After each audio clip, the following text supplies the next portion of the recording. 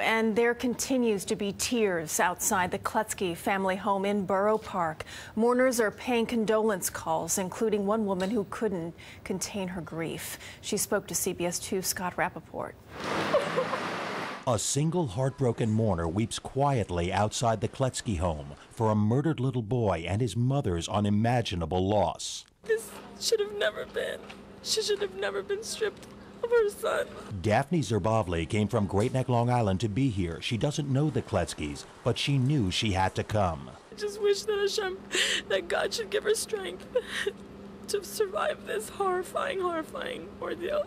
A steady stream of mourners from the community continue to make the emotional and heartfelt trek to the Kletzky's modest apartment. Some we spoke to say they've known the family for years and that the Shiva calls are heartbreaking.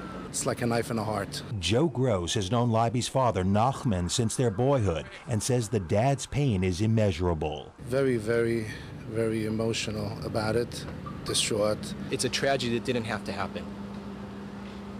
And that's the biggest tragedy of all. Mike Horowitz came all the way from Los Angeles. He'd never met the Kletzkys before. Just to see the boy's face, and I could have interchanged it, God forbid, with one of my kids. It really just, it affects a person. It is becoming a shared experience. In a very real sense, this little boy has become everybody's little boy.